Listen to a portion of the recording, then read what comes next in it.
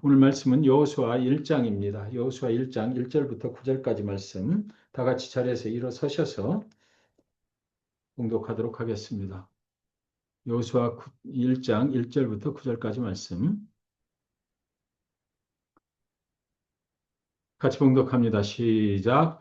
여호와의 종 모세가 죽은 후에 여호와께서 모세의 수종자 눈의 아들 여호수아에게 말씀하여 이르시되 내 종 모세가 죽었으니 이제 너는 이 모든 백성과 더불어 일어나 이 요단을 건너 내가 그들 곧 이스라엘 자손에게 주는 그 땅으로 가라. 내가 모세에게 말한 바와 같이 너희 발바닥으로 밟는 것은 모두 내가 너희에게 주었노니 곧 광야와 이 레바논에서부터 큰 강, 곧 유브라데 강까지 해쪽 속의 온 땅과 또 해 지는 쪽 대해까지 너희의 영토가 되리라. 네 평생에 너를 능히 대적할 자가 없으리니 내가 모세와 함께 있었던 것 같이 너와 함께 있을 것임이니라. 내가 너를 떠나지 아니하며 버리지 아니하리니 강하고 담대하라. 너는 내가 그들의 조상에게 맹세하여 그들에게 주리라 한 땅을 이 백성에게 차지하게 하리라. 오직 강하고 극히 담대하여 나의 종 모세가 네게 명령한 그 율법을 다 지켜 행하고 우로나 좌로나 치우치지 말라. 그리하면 어디로 가든지 형통하리니 이 율법책을 네 입에서 떠나지 말게 하며 주야로 그것을 묵상하여 그 안에 기록된 대로 다 지켜 행하라. 그리하면 네 길이 평탄하게 될 것이며 네가 형통하리라. 내가 네게 명령한 것이 아니냐. 강하고 담대하라. 두려워하지 말며 놀라지 말라. 네가 어디로 가든지 네 하나님 여호와가 너와 함께 하느니라 하시니라. 아멘. 9절 한번 다시 한번 같이 봉독합니다. 시작. 내가 네게 명령한 것이 아니냐. 강하고 담대하라. 두려워하지 말며 놀라지 말라. 네가 어디로 가든지 네 하나님 여호와가 너와 함께 하느니라 하시니라. 아멘. 자리에 앉아 주시기 바랍니다. 오늘 말씀의 제목을 여호수아가 가나안 정복 전쟁의 지도자로 자격이 있을까요? 이런 제목으로 함께 말씀의 은혜를 나누도록 하겠습니다. 저는 어느 날 새벽에 집 근처에 있는 조그마한 그 산이 높은 산은 아닙니다. 산이 있는데 그 능선에 자주 올라갔던 적이 있습니다. 능선 정상에 어느 날 이제 가려고 이렇게 가고 있는데 짙은 안개가 끼어서 정말 한 치 앞도 보이지가 않는 것입니다. 평소에 다니던 길이었지만 그날은 멀리 바라볼 수가 없는 것이에요. 안개가 끼지 않은 맑은 날에는 산 정상에서 거기 올라가면 여러 가지 기도의 제목들을 가지고 기도할 수 있었습니다. 이곳에서 하나님의 뜻대로 살게 해주세요. 이곳에 오게 오신 분이 하나님이시니까 이곳에서 참으로 좋은 사람들을 만나게 해주시고 이 땅에서도 주의 복음을 전할 수 있는 도구가 되게 해주세요. 라든지 우리 가족들 모두 평안케 해주세요. 뭐 건강 주세요. 등등. 사실 그런 기도의 제목들은요, 가만히 생각해 보면 앞으로 살아가야 할 제 자신의 그 불투명한 미래에 대한 어떤 두려움에서 비롯된 것들이 인 거잖아요. 제가 앞으로 살아가야 되는 그 날들에 대한 어떤 불투명성, 그것 때문에 하나님 앞에 그것을 붙잡고 기도하는 거죠. 이곳에서 좋은 사람들 만나게 하시고, 복음의 도구로 사용되게 하시고, 건강 주시고, 여기서도 잘 살 수 있도록 그렇게 해주세요라고 그렇게 하는 것 알고 보면 어떤 그 미래에 대한 그런 확신이 없을 때 이런 기도의 제목들이 생긴다는 것을 그때 알게 됐어요. 그런데요, 그날은 안개가 짙게 껴가지고 앞을 한치 앞을 앞만 보이는 거지 더 멀리 볼 수가 없는 것입니다. 그러니까 걸어가는 제 발걸음이 한 걸음 한 걸음 그냥 앞에 보이는 데만 정상이 보이질 않고 앞에를 안 보이니까 그것만 따라가게 되는 거죠. 그런데요, 그날 느낀 것이 있는데, 그렇게 가니까 앞이 환하게 보일 때는 뭐 걸어가면서 여러 가지 생각들을 하게 되는데, 그날은 그 앞만 보고 한 걸음 한 걸음 가잖아요. 그러니까 너무 평안하더라는 거예요. 제 감정이, 제 느낌이, 정말 평안하네. 모든 걱정, 근심 이런 것들이 다 없어지고, 앞발 내딛는데, 코 앞만 이렇게 보이니까, 그것만 그거 보이는 데만 따라가면 됐던 것입니다. 평안했어요. 앞이 보이지를 않으니까 모든 걱정, 근심, 두려움이 사라지는 것을 체험을 했습니다. 그저 지금은 보이는 한 치 앞만 바라보며 발걸음을 그냥 옮기면 되는 것이에요. 앞이 멀리 보일 때는 정상을 바라보면서 내가 오늘도 과연 저 정상까지 올라갈 수 있을까? 생각이 그렇게 복잡했는데 그날은 정상이 보이지를 않으니까 눈에 보이는 한 치 앞만 바라보면서 한 발 한 발 옮기며 가면 되니까 걱정 뭐 이런 것들이 계획 뭐 이런 것들이 다 없어지던 거예요. 그날 느꼈어요.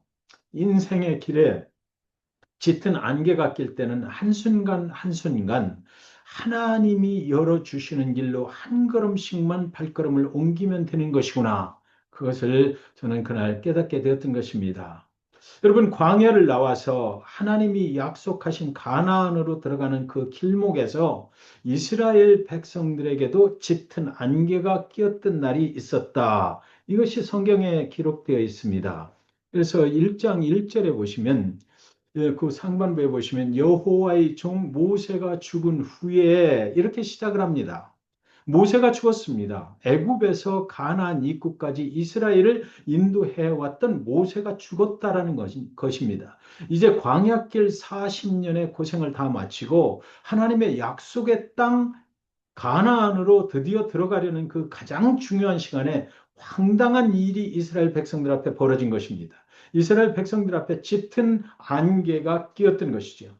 신명기서 34장 7절에 보시면 같이 읽겠습니다. 시작. 모세가 죽을 때 나이 120세였으나 그의 눈이 흐리지 아니하였고 기력이 쇠하지 아니하더라 하였더라. 모세는 나이가 120살이 되었는데도 아직도 얼마든지 하나님의 일을 할 수 있을 정도로 건강했다 그렇게 기록한 거예요. 그런데 그 모세가 건강한 모세가 죽은 것입니다. 이스라엘의 지도자가 갑자기 죽어버린 것이에요. 도대체 믿겨지지 않는 일이 그들 앞에 발생을 한 것이죠. 모세는 죽었습니다. 어느 날 갑자기 하나님께서 모세를 데려가셨기 때문이에요. 이스라엘 백성들은 그래서 한 달 동안을 애곡을 해요. 그들의 애곡하는 소리는 두 가지 의미를 담고 있었을 것만 같습니다. 첫째는 지도자 모세를 잃은 슬픔 때문이었을 것이에요. 그리고 또 한 가지는 모세가 없는 지금 우리는 과연 가나안으로 들어갈 수 있을 것인가에 대한 그런 두려움이 그들 가운데 있었기 때문에 그들은 슬퍼했을 것입니다. 그런데 이때 하나님께서 한 사람을 지명을 하십니다. 그때 하나님이 그들 가운데서 한 사람을 지목을 해요. 1장 1절 하반부에 보시면 곧장 이렇게 나와요. 여호와께서 모세의 수종자 눈의 아들 여호수아에게 말씀하여 이르시되 내 종 모세가 죽었으니 이제 너는 이 모든 백성과 더불어 일어나 이 요단을 건너 내가 그들 곧 이스라엘 자손에게 주는 그 땅으로 가라. 여호수아가 지목이 된 것입니다. 이스라엘 백성들을 지금부터 가나안으로 인도해 가는 일을 하나님은 여호수아에게 맡기신 것이에요.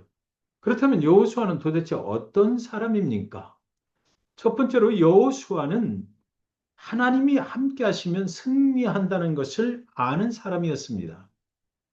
민수기서 14장 7절부터 9절까지 한번 같이 읽습니다. 시작. 우리가 두루 다니며 정탐한 땅은 심히 아름다운 땅이라 여호와께서 우리를 기뻐하시면 우리를 그 땅으로 인도하여 들이시고 그 땅을 우리에게 주시리라. 이는 과연 젖과 꿀이 흐르는 땅이니라. 다만 여호와를 거역하지는 말라. 또 그 땅 백성을 두려워하지 말라. 그들은 우리의 먹이라. 그들의 보호자는 그들에게서 떠났고 여호와는 우리와 함께 하시느니라. 그들을 두려워하지 말라.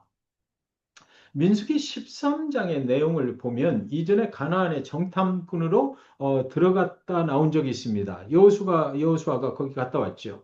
다들 그 땅의 사람들은 두려운 사람들이다. 우리는 메뚜기만 또 못하다. 그들에게 비교하면 뭐 이렇게 할 때 여호수아는 이런 이야기를 한 거예요. 다른 정탐꾼들의 보고서에는 현실적으로 안 된다. 우리는 불가능하다. 라고 돼 있는데 그러나 그들의 보고서에 없는 내용이 여호수아와 갈렙의 보고서에는 쓰여 있었던 것입니다. 그것이 무엇입니까? 여호와께서 우리를 기뻐하시면, 그죠? 그리고 또 여호와께서 우리와 함께 하시면이라는 내용이 그 여호수아와 갈렙의 보고서에는 쓰여 있었던 것입니다. 아무리 세상이 우리를 두렵게 한다 할지라도 하나님이 함께 하시면 두려워할 필요가 없다라는 것입니다. 그리고 여호수아가 여기 보면 여호와는 우리와 함께 하시느니라. 지금도 함께 하시고 가나안 땅에 들어갈 때도 함께 하시고 영원까지 함께 하실 것이다. 여기 함께 하시니까 우리는 두려워할 필요가 없다. 이렇게 여호수아는 보고를 했던 것이에요. 저와 여러분의 인생이 아무리 어렵고 힘들어도 하나님이 허락하신 것이고요. 하나님이 우리와 함께 하시면 할 수 있다라는 것입니다. 여호수아는 하나님이 함께 하시면 가나안의 장대 같은 사람들을 두려워할 필요가 없다라고 그렇게 보고를 한 것입니다. 여호수아는요, 아말렉과의 싸움이 있을 때 현장에서 칼과 창으로 싸운 사람이죠. 그런데 여호수아가 칼을 휘둘리려고 하면 아말렉 군대가 칼을 맞기도 전에 쓰러져 버리는 것입니다. 그래서 그때 무슨 일인가 하고 산 위를 쳐다보니까 모세의 두 손이 하늘로 들려 있는 것이에요. 모세의 손이 하나님께로 들려 있으면 하나님이 함께 하시는 것이다. 우리의 기도가 하나님을 간절히 바랄 때에 우리의 능력이 아닌 하나님의 능력으로 승리하게 되는 것을 여호수아는 특별하게 경험을 했던 사람이다라는 것입니다. 이런 경험이 저와 여러분의 삶 속에 함께 하시기를 주님의 이름으로 축원드립니다. 두 번째로 여호수아는요, 하나님을 간절히 사모한 사람입니다. 광야에서 모세는 하나님을 대면한 유일한 사람이죠. 모세가 회막 안으로 들어가서 하나님을 대면하고 있을 때 회막 주변에는 구름 기둥이 덮어버립니다. 모든 이스라엘 백성들은 그 멀리서 구름 기둥으로 덮여버린 그 회막을 바라보는 것이에요. 그 회막 가운데 구름 기둥이 덮여버리면, 아, 지금 하나님이 거기 임재하시고 모세가 그 안에 들어가 있구나라고 생각하는 거죠. 그러나 모세의 시종인 이 여호수아, 여호수아는 모세의 시종으로 살았거든요. 이 시종 여호수아는 모세를 따라 회막 문 밖에까지 가야만 하는 것입니다. 모세가 회막 안으로 들어가면 모세가 나올 때까지 회막 문 밖에서 그를 모세를 기다리는 것이에요. 여호수아가 회막 문 밖에서 서서 모세를 기다리는 모습을 한번 상상해 보시기 바랍니다. 구름 기둥이 회막을 덮었어요.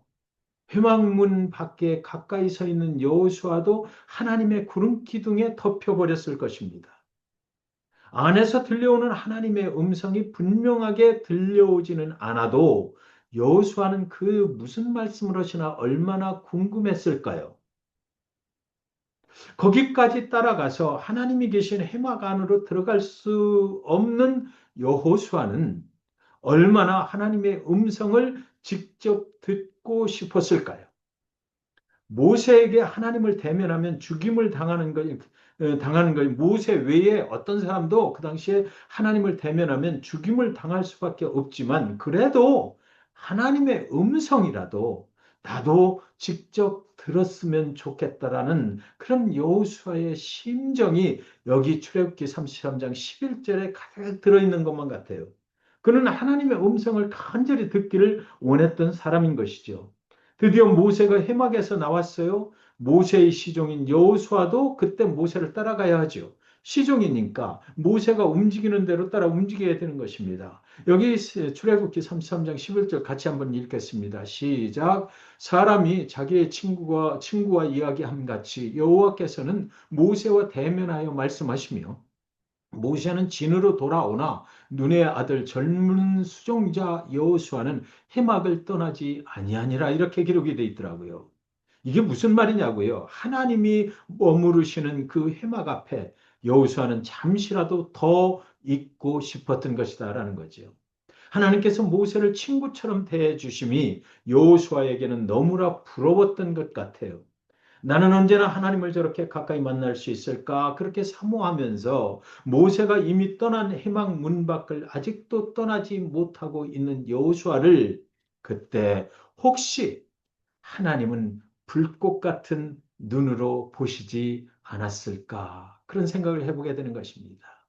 이제 세 번째는 여호수아는 지금까지 노예의 삶을 산 사람입니다. 이스라엘은 430년이라는 긴 세월을 애굽에서 종살이를 하면서 노예로 살았다라는 것을 기억하시기 바랍니다. 여호수아의 아버지는 모든 이스라엘 백성들이 그러했던 것처럼 애굽의 노예의 한 사람이었을 것이에요. 430년이니까 4세대가 거기 사는 거죠. 그렇다면 여호수아의 할아버지도 애굽의 노예였을 것이 분명합니다. 그러므로 여호수아는 노예의 자손이다라는 거예요. 그러던 어느 날 모세를 따라서 장정만 60만 명이 여자들과 아이들까지 포함해서 뭐 250만이다 이러는데 남자 장정만 60만 명이 출애굽을 한 것이죠. 홍해를 건너서 광야로 나오는 순간 이스라엘 모든 백성들은 자유예요. 더 이상 애굽의 노예가 아닙니다. 자유인이 된 것입니다. 하나님의 종 모세와 모세의 시종 여호수아만 빼고 모두가 자유인이 되었던 것이에요. 그런데 모세는 하나님을 직접 대면하는 하나님의 종이 되었잖아요. 그러나 여러분 여호수아는요. 광야 40년 동안을 또 사람의 종으로 살아야 했던 것입니다. 애굽에서 430년 동안 그 조상들로부터 노예로 살았는데 여호수아 이 사람은 광야로 나와서도 사람의 종 모세의 시종을 드는 그런 노예 같은 사람으로 그 광야의 삶을 살아야만 했던 거지요. 여호수아는 광야의 자유인이 되지 못하고 모세의 수종을 받들어 섬기는 모세라는 사람의 수종자로 살아야만 했던 것이에요. 그러므로 여호수아는 모세가 죽었을 때 아마도 가장 두렵고 가장 슬퍼했을 것입니다. 그러므로 여호수아는 모세의 종으로 살면서 모세의 일거수일투족을 세세하게 잘 알게 됐을 것이에요.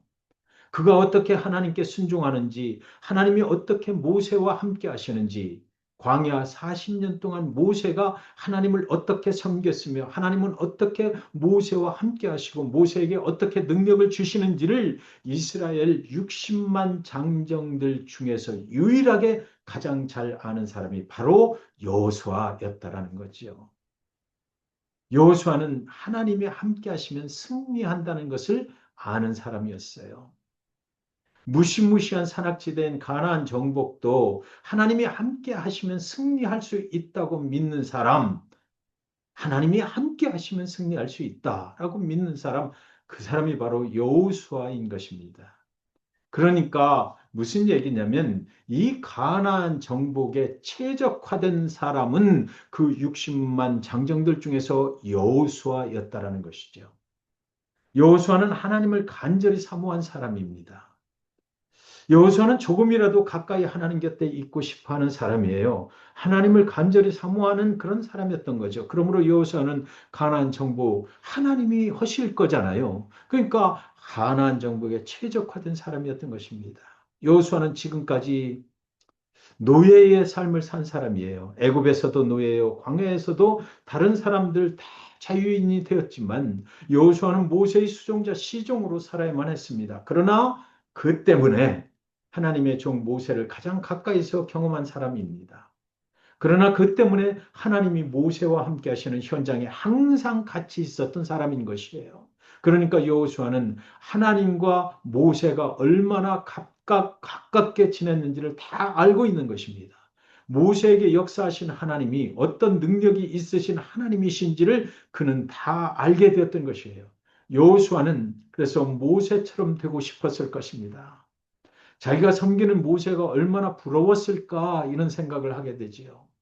모세를 가장 부러워했던 사람이 바로 여호수아였던 것은 분명한 것입니다. 그래서 하나님은 여호수아에게 말씀하실 때 이렇게 말씀하신 것입니다. 우리 2절부터 여기 파워포인트 보시면서 같이 봉독하겠습니다. 시작. 내 종 모세가 죽었으니 이제 너는 이 모든 백성과 더불어 일어나 이 요단을 건너 내가 그들 곧 이스라엘 자손에게 주는 그 땅으로 가라. 내가 모세에게 말한 바와 같이 너희 발바닥으로 밟는 것은 모두 내가 너희에게 주었으니 곧 광야와 이 레바논에서부터 큰 강 곧 유브라데 강까지 해쪽 속의 온 땅과 또 해지는 쪽 대해까지 너희의 영토가 되리라. 네 평생에 너를 능히 대적할 자가 없으리니 내가 모세와 함께 있었던 것 같이 너와 함께 있을 것임이니라. 내가 너를 떠나지 아니하며 버리지 아니하리니 강하고 담대하라. 너는 내가 그들의 조상에게 맹세하여 그들에게 주리라 한 땅을 이 백성에게 차지하게 하리라. 오직 강하고 극히 담대하여 나의 종 모세가 내게 명령한 그 율법을 다 지켜 행하고 우로나 좌로나 치우치지 말라. 그리하면 어디로 가든지 형통하리니 그랬습니다. 하나님께서 내가 모세에게 한 것처럼이라고 말씀하시면 여호수아는 그 말이 딱 이해가 되는 거죠. 내가 모세에게 한 것처럼 내 종 모세가 죽었으니까 이제는 내가 모세에게 한 것처럼 여호수아는 모세가 하나님과 어떤 관계였어요? 하나님이 모세하고 어떻게 함께 했는지를 그러면 그 결과가 어떻게 나타나는지를 분명히 아는 사람이기 때문에 하나님께서 내가 모세에게 한 것처럼 너에게도 하겠다 이렇게 말씀하시는 순간에 여호수아는 그 의미를 다 아는 거예요. 그 뜻이 무엇인지를 알았던 사람입니다. 이렇게 여호수아는요 하나님 보시기에 정말로 가나안 정복 전쟁에 최적화된 그런 사람이었다라는 것이죠. 그런데 여러분 하나님은 모세가 죽은 후에 가나안 정복은 좀 미루어야 되겠다 이렇게 한 기록이 전혀 없습니다. 곧장 여호수아를 부르셔서 가나안으로 들어가라 하신 것이에요. 사람을 바꾸어서라도 하나님은 하나님의 약속을 끝까지 이루시는 하나님이시다라는 것을 성경이 우리에게 말씀하고 있는 거죠. 여러분 아무리 고난과 핍박이 심해도 하나님은 당신의 아들 예수를 이 땅에 구원자로 보내셔서 십자가의 그 생명을 온 인류의 죄값으로 내어 주시기까지 하나님의 일을 이루시는 하나님이셨던 것입니다. 그래서 예수님이 십자가에서 마지막 말씀은 뭐예요? 바로 다 이루었다라는 것이었어요. 하나님이 함께 하셔서 이 일을 다 이루게 됐다. 그 과정이 너무나 힘들었지만 고난과 핍박이 있지만 머리에서는 가시면류관을 쓰고 정말로 그 골고다에 올라가는 장면이 얼마나 우리의 가슴을 뜨겁게 합니까? 그럼에도 불구하고 하나님이 그 일을 다 이루신 거예요. 예수를 통해서 이루신 거죠. 사랑하는 성도 여러분, 우리가 신앙생활을 하다가 너무 힘들고 어려운 여러 가지 상황을 우리도 만나게 돼요. 그러나 다 기억하시기 바랍니다. 우리의 상황은 변해도 하나님은 여전히 일하고 계셔요. 하나님은 여전히 우리와 함께 하고 계신 것입니다. 하나님은 저와 여러분을 통하여 여전히 하나님의 약속을 오늘도 이루어 가고 계신 하나님이신 것을 다 믿으시기 바랍니다. 우리의 마음 속에 이게 과연 될까? 이런 생각이 들 때가 있어요. 살다 보면 그렇더라고요. 이렇게 예배를 해서 진정한 신앙생활을 할 수 있는 것인가? 지금 여러분 말씀들은 안 하셔도 우리 속으로 그런 또 의구심도 들잖아요. 우리가 이렇게 온라인에서 줌으로 만나서 신앙의 공동체를 이루고 예배한다. 이것이 사실 현실적으로 정말 진정한 예배가 될 수 있나? 이것의 결과는 결국 어떻게 될 것인가? 우리의 미래는 어떻게 될 것인가? 이런 의구심이 들 때도 있잖아요. 그러나 우리의 상황은 변했어도 우리가 지금 가고 있는 길이 옛날 가던 길과는 달라도 여전히 하나님은 저와 여러분과 함께 하신다라는 것입니다. 그래서 우리의 앞날에도 하나님은 계속해서 우리를 통해서 하나님의 일을 이루어 가신다라는 것이에요. 우리의 마음 속에 그런 의구심이 들 때도 우리 안에 여러 가지 질문들이 생길 때라도 그러나 하나님은 여전히 우리의 하나님이시다라는 것입니다. 하나님은 여전히 우리에게 말씀하셔요. 내가 모세와 여호수아와 함께 했던 것처럼 내가 너희와 함께 하리라. 오늘 이 신앙의 공동체 가운데 그렇게 말씀하신다라고 저는 믿습니다. 내가 모세와 여호수아와 또 예수와 함께 했던 것처럼 오늘 내가 너희와 함께 하리라. 그렇게 말씀하시는 것을 이 시간 저와 여러분이 기억했으면 좋겠습니다. 저는 이 예배를 이렇게 인도하기 시작하면서 사실 지금 말씀 나눈 것처럼 굉장한 의구심이 들었어요. 이것이 하나님의 뜻에 맞는 것인가? 이렇게 해서 정말로 신앙의 공동체, 예배의 공동체가 되어 갈 수 있는 것인가? 그런데 그런 의구심을 가지고 있을 때 옛날 코로나 시대가 생각이 나더라고요. 그때 우리는 다 이렇게 했잖아요. 그래도 다 예배하고 그렇게 신앙의 공동체를 했던 적이 있습니다. 우리는 그런 경험이 있어요. 그런데 그런 의구심을 아내하고 같이 나누는데 아내가 한 번은 그러더라고요. 이 시대에 이 시대에 어쩌면 이런 예배 형태, 이런 예배 방식이 어쩌면 이 시대에 최적화된 그런 교회 모임이 아니겠는가 그런 이야기를 해요. 그래서 그날 그 뭐 또 교회 이름도 움직이는 교회로 했으면 좋겠다. 뭐 이런 이야기까지 나눈 적이 있습니다. 여호수아, 네, 그는 사실 볼품이 없는 사람이죠. 그는 종으로 살았어요. 노예였습니다. 그러나 하나님께서 그를 부르신 것입니다. 상황은 그들이 많이 변했잖아요. 모세도 죽었고 이제 가나안으로 들어가는데 만나도 더 이상 이제 내리지 않을 것입니다.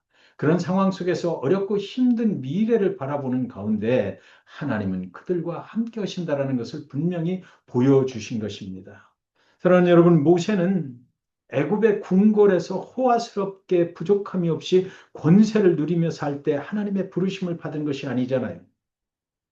모세는 아무도 관심이 없는 미디안 광야에서 양치기로 있을 때 하나님의 부르심을 받았거든요. 여러분, 여호수아는 애굽에서도 노예였고 광야에서는 남들은 다 자유인으로 살 때 여호수아만 사람의 시중으로 살고 있을 때 하나님의 부르심을 받은 것입니다. 무슨 말입니까? 하나님은 인간에게 의존해서 일하시지 않는다라는 것입니다. 하나님은 친히 일하시기 때문에 세상에서 벌어지는 상황하고는 관계없다라는 것이에요. 하나님의 일은 인간의 돈으로 하는 것이 아닙니다. 하나님의 일은 인간의 힘으로 하는 것도 아니에요. 하나님의 일은 인간의 명예로 하는 것도 아닙니다. 하나님의 일은 하나님이 친히 하시는 것이죠. 그래서 저와 여러분은 친히 일하실 그 하나님을 믿는 믿음만 확실하게 가지고 있으면 된다라는 것을 오늘 성경 본문은 저와 여러분에게 말씀하고 있는 것, 그것을 믿으시기 바랍니다. 여러분, 우리가 잘 아는 그 어린이 찬양이 있잖아요. 같이 한번 불러볼까요? 돈으로도 못 가요, 하나님 나라. 힘으로도 못 가요, 하나님 나라. 거듭나면 가는 나라, 하나님 나라. 믿음으로 가는 나라, 하나님 나라. 벼슬로도 못 가요, 하나님 나라.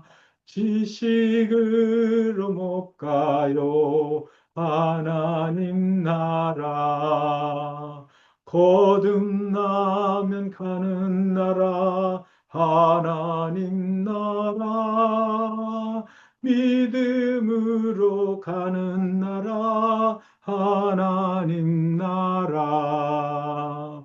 어여뻐도 못 가요, 하나님 나라. 맘 착해도 못 가요, 하나님 나라. 맨 거듭나면 가는 나라, 하나님 나라. 믿음으로 가는 나라, 하나님 나라. 아멘입니다. 이 찬양 부르실 때 어여뻐도 못 가요 하나님 나라, 맘 착해도 못 가요 하나님 나라. 이쁘시다고 생각하시는 분들은 많이 상처가 되는 그런 가사가 여기 있어요. 아, 그렇죠. 돈, 명예, 뭐 아무리 세상 것 많이 가졌어도 하나님이 친히 일하시는 것이지 우리의 능력으로 하나님의 일을 이루어 드릴 수는 없다라는 것입니다. 그것을 아시는 하나님께서 우리의 상황 가운데 일하시는 것이 아니고 상황을 보고 우리를 부르시는 것이 아니고 온전히 그 믿음만을 가지고 순종할 수 있는 자를 부르시는 것이죠. 우리도 하나님 앞에 어떤 때 보면 이런 마음이 들 때가 있는 것 같아요. 하나님이 나를 선택하셔서 하나님의 일을 이루시려 한다는 확신이 들기는 하지만 내가 어떻게 그 일을 한단 말인가? 그런 두려움이 우리한테 있을 수가 있다고요. 그리고 또 하나는 주변에서 나의 믿음 생활의 모습을 너무나 잘 알고 있는 사람들은 과연 하나님께서 나를 부르셨다고 말하면 뭐라고 말할까? 지금 저와 여러분의 상황 속에서 이런 생각이 들지 않습니까? 우리가 이렇게 신앙의 공동체로 모여서 예배를 드린다고 그러면 이것이 하나님이 확신이 있는데, 있음에도 불구하고, 이게 정말 앞으로 어떻게 될 것인가라는 두려움도 있는 것이고, 또, 주변 사람들이 우리의 믿음 생활하는 것을 보고 과연 어떻게, 말을 할까? 이런 생각도 좀 하게 되는 것이에요. 하나님, 저는 이런 부르심에 그 정도로 이걸 헌신을 하고 이런 신앙의 공동체에다가 이렇게 하나님의 뜻이라고 하면서 갈 만한 그런 믿음이 사실 없는 사람입니다. 부족한 사람입니다. 어떤 때는 피해가고 싶은 그런 마음도 있을 수가 있다고요. 그렇게 말하고 싶을 때가 있을 수가 있는 거죠. 하나님, 저는 그냥 모세의 시종으로, 하나님, 저는 그냥 누구의 그 팔로워로 이렇게 그냥 순종하면서 따라가는 것, 그것으로 족합니다. 라고 그렇게 말하고 싶을 때가 있는 것입니다. 그런데 여러분, 우리가 여기서 생각해야 되는 것은 이 여호수아를 부르시는 그 하나님, 이 여호수아를 부르는 일을 누가 결정한 거냐 이거죠. 여호수아가 한다고 안 했거든요. 결국 하나님이 하셨어요. 여호수아를 만드셨고, 그리고 여호수아의 인생을 여기까지 인도하시고, 그리고 그에 대해서 여호수아 자신보다 그를 더 잘 알고 계시는 하나님이 스스로 그를 선택하기로 결정을 하셨다라는 것이 중요한 것이죠. 하나님은 실수가 없으신 하나님이시니까 하나님이 누구를 선택하고 부르실 때에 그 결과를 다 보고 오시는 거예요. 이 사람을 내가 부르면 하나님의 일을 할 수가 있겠다, 그런 생각이 계시기 때문에 실수가 없으신 하나님이 그를 부르시는 것입니다. 이스라엘 60만 장정들 중에는 여호수아보다 더 똑똑하고 능력이 있는 사람들이 얼마든지 있었을 것 아닙니까? 거기 뭐 제사장의 후손들도 있었을 것이고, 얼마든지 그 60만 명 중에 여호수아보다 못한 사람, 더 잘난 사람들이 얼마나 많이 있겠었겠어요. 그러나 하나님은 60만 대 1로 여호수아로 결정을 하셨던 것이죠. 무슨 말입니까? 하나님의 일은 하나님이 친히 하실 것이다. 하나님은 하나님께 순종할 사람을 그때 보셨던 것이지요. 7절에서 9절까지 같이 봉독합니다. 시작. 그 율법을 다 지켜 행하고 우로나 저로나 치우치지 말라. 그리하면 어디로 가든지 형통하리니 이 율법책을 내 입에서 떠나지 말게 하며 주야로 그것을 묵상하여 그 안에 기록된 대로 다 지켜 행하라. 그리하면 내 길이 평탄하게 될 것이며 내가 형통하리라. 내가 네게 명령한 것이 아니냐. 강하고 담대하라. 두려워하지 말며 놀라지 말라. 내가 어디로 가든지 내 하나님 여호와가 너와 함께 하느니라 하시니라. 아멘입니다. 율법은 하나님의 말씀이죠. 하나님의 말씀에 순종할 사람을 하나님은 부르셨다라는 것입니다. 하나님의 말씀의 기준을 두고 이리 쏠리고 저리 쏠리고 좌로 쏠리고 우로 쏠리고 하면서 방황하지 말고 인간의 생각이 아니라 하나님의 말씀에 촛대를 맞추고 살아가는 사람을 부르신 것이에요. 그리고 벌어진 상황이 하나님의 말씀에 비추어 볼 때가 이것이 비추어 보니까 이것이 아니다라는 생각이 들면 단호히 거절할 줄 아는 그런 사람을 하나님은 부르신 것입니다. 내가 네게 명령한 것을 잘 지켜 순종할 사람을 하나님은 부르셨다라는 것이죠. 그리하면 내가 너희 가는 길을 평탄하게 만들어주고 형통케 하리라 약속하시는 것입니다. 그리하면 네가 어디로 가든지 내가 너와 함께 하리라 약속하시는 것입니다. 이렇게 사는 것이 어떻게 가능할까요? 내게 말씀하시는 그 하나님을 간절히 사모할 때 가능해지는 것이잖아요. 그래서 우리는 아침마다 매일 기도해야 하는 것입니다. 오늘은 무슨 말씀으로 나를 인도하실까 기대하며 찬송하고 말씀을 묵상하고 또 기도하는 것입니다. 그리고 주님의 음성에 순종하는 삶을 살아가는 것이에요. 그러면 저와 여러분의 인생의 길이 뭐라고 그랬어요? 평탄해질 것이다 그랬습니다. 그리하면 저와 여러분의 인생의 길이 형통하게 될 것이다 그랬습니다. 그리하면 언제나 함께 하시는 능력의 하나님을 영원토록 경험하게 될 것이다. 라고 말씀하신 것입니다. 네가 어디로 가든지 네 하나님 여호와가 함께 하실 것이다라는 것이에요. 그런 축복이 저와 여러분에게 임하시기를 주님의 이름으로 간절히 축원드리는 것입니다. 9절 다 같이 한번 또 한 번 읽겠습니다. 시작. 내가 내게 명령한 것이 아니냐. 강하고 담대하라. 두려워하지 말며 놀라지 말라. 내가 어디로 가든지 네 하나님 여호와가 너와 함께 하느니라 하시니라. 아멘입니다. 사랑하는 성도 여러분, 예수님 그분은 하나님의 명령에 순종하셨습니다. 고난의 십자가를 지시고 머리에는 가시 면류관을 쓰시고 골고다 언덕을 오르셨어요. 하나님께서 예수님에게 강하고 담대할 수 있는 능력을 주셨기 때문이지요. 생명을 내어주는 그 죽음 앞에서도 놀라지 않는 능력을 하나님께서 예수님에게 주셨기 때문에 그것이 가능했던 것입니다. 예수님이 갈릴리에 있든, 예수님이 예루살렘에 있든, 골고다 십자가에 매달려 있든지 여호와 하나님이 그와 그곳에 함께 하셨기 때문에 이 일은 가능했어요. 그렇다면 왜 하나님이 예수님과 항상 함께 하셨겠습니까? 그 대답이 여기 있습니다. 내가 네게 명령한 것이 아니냐. 그것은 바로 하나님께서 예수님께 명령한 것이기 때문에 하나님이 끝까지 그 일을 이루셨다라는 것이죠. 하나님은 명령만 하시고 내 몰라라 하시는 것이 아니라 명령하신 일을 다 이룰 수 있도록 내가 어디로 가든지 함께 하시는 하나님이신 것을 여러분 다 같이 믿으시기 바랍니다. 그때 여호수아에게 명령하셨던 하나님, 그때 예수님께 명령하셨던 그 하나님은 오늘도 저와 여러분 각자에게 서로 다른 그런 부르심으로 명령을 하고 계신 것이에요. 강하고 담대하라, 두려워하지 말며 놀라지 말라. 네가 어디로 가든지 네 하나님 여호와가 너와 함께 하느니라. 내가 명령한 것이니까 내가 너를 통하여 그 일을 이루실 거니까, 이룰 것이니까 걱정하지 말라라는 것입니다. 여러분, 2008년 11월 26일 저녁 9시 20분, 인도의 그 자부시민 도시 봄베이, 거기에 있는 트라이던트 오버레이 호텔이라고 있어요. 그 레스토랑에 테러범들이 총을 들고 들이닥친 것입니다.